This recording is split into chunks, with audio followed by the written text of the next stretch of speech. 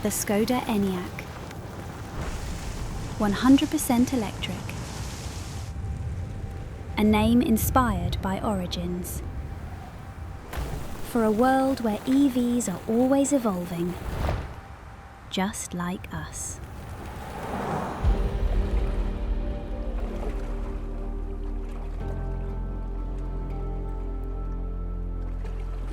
The East African Rift Valley is often described as the cradle of humankind, and the Turkana Basin sits right at the center of it.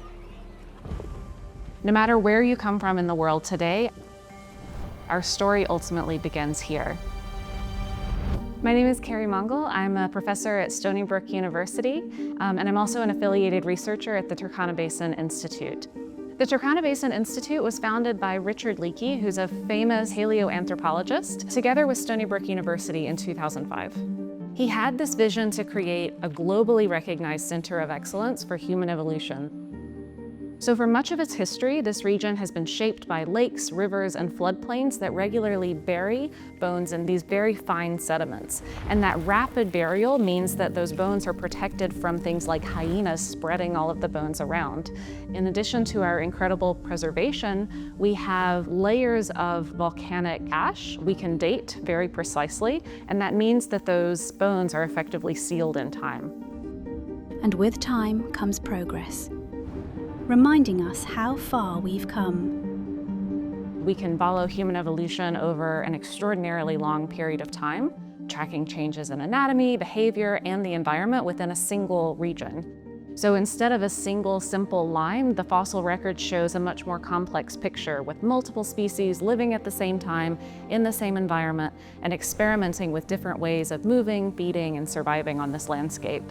Very few places in the world give us that kind of continuous window into the deep past. Just a short distance from here, archaeologists were able to find the world's oldest known stone tools at 3.3 million years. This pushes the origins of technology much further back than we once thought. From those first tools to electric driving, humans have always found new ways forward. Also found just up the road from here, the Turkana boy skeleton is one of the most important fossils ever discovered in the study of human evolution. It's a nearly complete skeleton that for the first time in the fossil record showed us a 1.6 million year old hominin with body proportions that looked very similar to our own. This single discovery transformed our understanding of when our bodies began to look and move the way they do today, as well as our understanding of human childhood. The local communities are the custodians of this incredible history. They have an understanding of this landscape that science alone can't provide. They know the terrain, they know how it changes with the seasons, where erosion is going to expose new ground and new fossils, and importantly, they know how to move safely through this landscape. A landscape that demands composure and adaptability, even on the toughest terrain.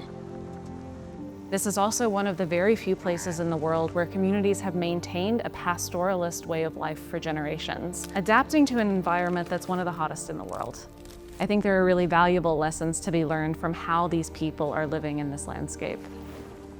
Looking at some of these fossils of early humans, one of the things that feels the most familiar is how much their lives would have been shaped by some of the same basic concerns that we have today.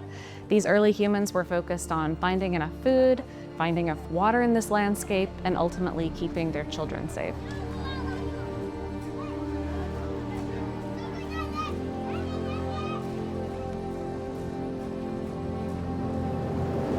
Being surrounded by this record of deep time, I think it really puts our own place in history into perspective. Modern humans emerged only around 300,000 years ago. When you study fossils that are millions of years old, you realize just how briefly our species has existed compared to some of our fossil relatives. And I think it's a reminder that being human is part of a much longer evolutionary story. Every generation shapes what comes next. The Škoda Enyaq. Electric driving evolved.